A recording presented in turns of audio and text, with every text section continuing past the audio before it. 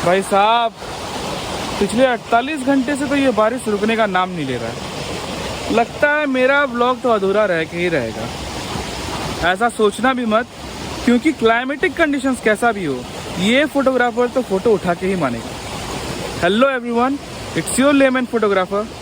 Let's fly to the rarest yet technological waterfall of Sambalpur, the fall of steps of Chandli Dongri, also known as Pahucha Waterfall.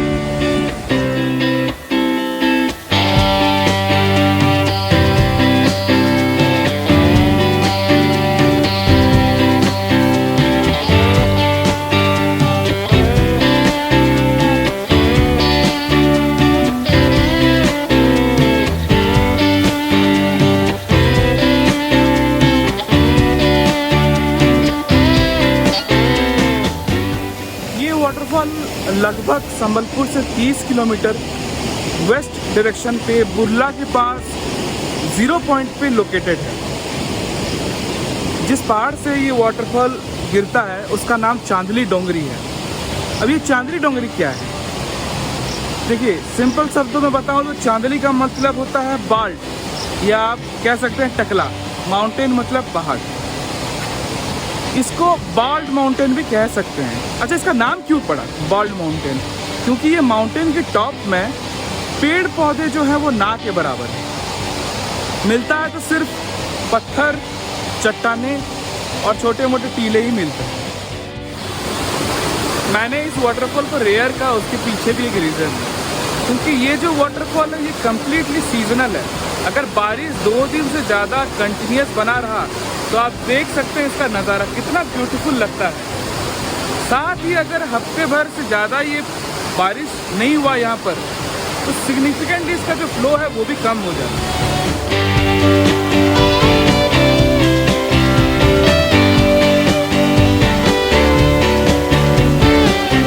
बहुत ही मुश्किल है यार चढ़ना waterfalls के लिए, वो भी इतने बड़े बॉडी, इतने भारी भरकम शरीर को लेके एक इंक्लिनेशन वाले जगह को चढ़ना मेरे लिए तो बहुत मुश्किल था।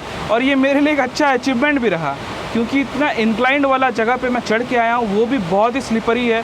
क्योंकि जब से बारिश शुरू हुआ है इसके जो सरफेस हैं वो बहुत स्लिपरी हो गया है। जो भी हो, मेरे लिए तो एक अचीवमेंट है, क्योंकि इतना चढ़ने के बाद जो ये नज़ारा मुझे मिला है इसको तो भूलना मेरे लिए नामुमकिन है। वैसे तो ये स्टेप, ये जो फॉल है, ये फॉल ऑफ स्टेप्स जिसे कहा जाता है, ये 4 स्टेप्स में होके है, लेकिन हम बस 3 नंबर स्टेप्स तक ही जाएंगे।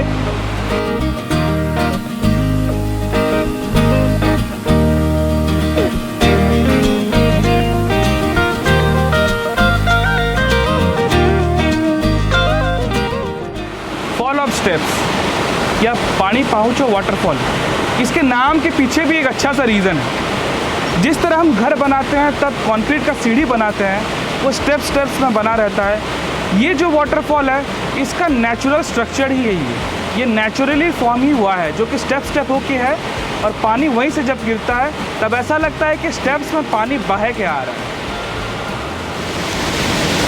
मैं एक चीज़ आपको बताता हूँ, ये जो वाटरफॉल है ये अच्छे बड़े पेरेनियल वाटरफॉल को भी टक्कर देता है सुंदरता के मामले में। इम्पॉर्टेंट बस यही है कि आपको ठीक मौसम पे और सही समय पे पहुंचना पड़ता है। पेरेनियल वाटरफॉल जो होता है वो हर साल दिखता है। इसका फ्लो इतना रहता है कि आप साल के किसी महीने पे, किसी समय पे जाओ तो आप देख सकते हैं उसे। लेकिन सीजनल वाटरफॉल पे लिमिटेड टाइम के लिए रहता है, क्योंकि बारिश का पानी जब आता है आप तभी उसी को देख सकते हैं।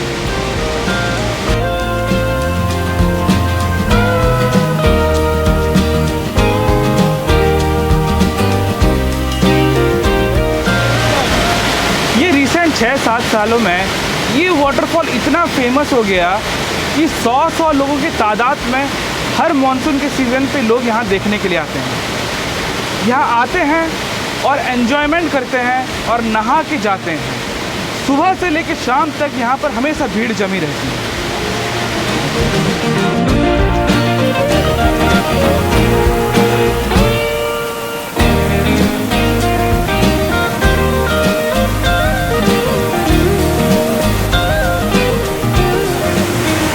तो ये था एक छोटा सा इंफॉर्मेशन एक वाटरफॉल के बारे में। आज सुबह ही मैं निकल के अंधेरा रहते ही आ गया हूँ क्योंकि 6 से 7 बजे के अंदर यहाँ पर भीड़ जम जाती है। अब जनरल पब्लिक के आने से पहले चलिए अपना फ़ोटोग्राफी स्टार्ट करते हैं और जल्दी से फ़ोटो उठा के यहाँ से निकलते हैं।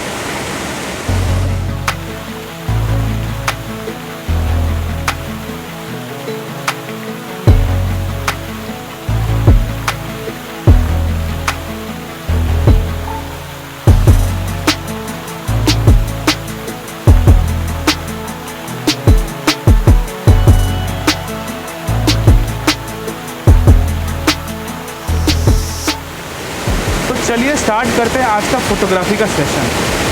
अभी जैसे देख पा रहे हैं मेरे सामने एक बहुत ही बड़ा ब्यूटीफुल वाटरफॉल है।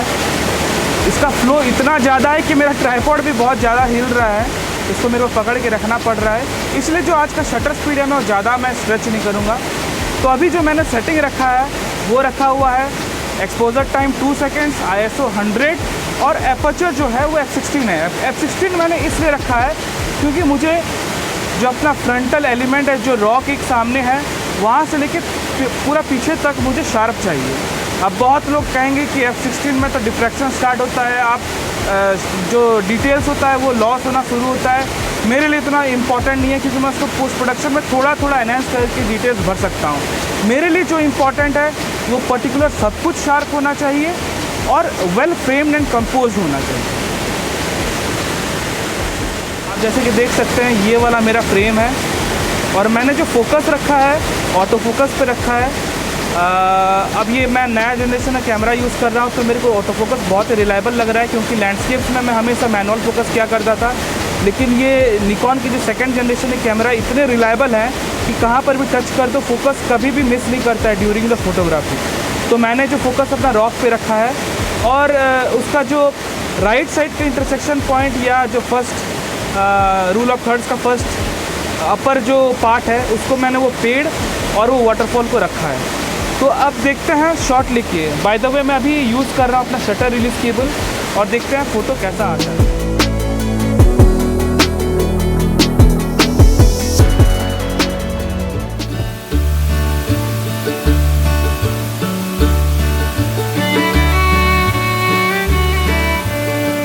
दूसरे फ़ोटो के लिए मैंने सामने वाले रॉक पे चढ़ने की कोशिश की और पहुंच भी गया मैं। हालांकि थोड़ा टफ हुआ मुझे, लेकिन वो कहते हैं ना थोड़ी मुशक्क़त के बाद ही जन्नत के दर्शन होता है, और जो मैंने देखा वो जन्नत से कम भी नहीं था।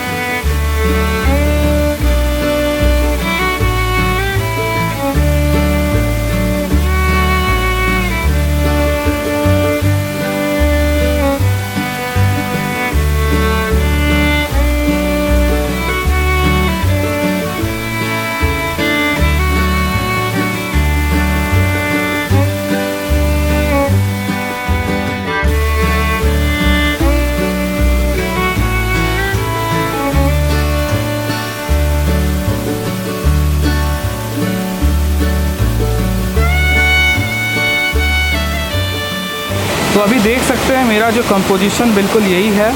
तो मैं इसी के बारे में बात कर रहा था। देखिए मैंने फ्रंट एलिमेंट्स में ये रास्ते को जो गया है ये रास्ते को रखा है, साथ में ये ग्रीनरी को ऐड किया हुआ है, और ये वाटरफॉल एक काइंड ऑफ लीडिंग लाइन और एक कर्व की तरह ही दिखता है, जो कि कंप्लीट वाटरफॉल को मैंने कैप्चर करने के लिए एंटायर फ्रेम को कवर किया है। और ऐसे कम्प्लीमेंट्री और जो मतलब फ्रेम बनाने के लिए मैंने ये ग्रीन एलिमेंट्स को सारा यूज़ किया है, जो कि कंप्लीटली फ्रेम के side as a side wall use हुआ है। तो मेरा सेटिंग जो है अभी f13 पे है, 1.3 सेकेंड है और ISO 52 है। यहाँ पर जो है मैं 4 फ़ोटोज़ लूँगा, क्योंकि मुझे स्टार्टिंग से लेकर लास्ट तक मुझे अपना शार्पनेस दिखाना है। तो मैं अपना स्टैक प्रोसेस के थ्रू से ये फ़ोटो लूँगा। तो मैं बताता हूँ। तो चलते हैं अब मेन्यू के अंदर, बताते हैं करना क्या है।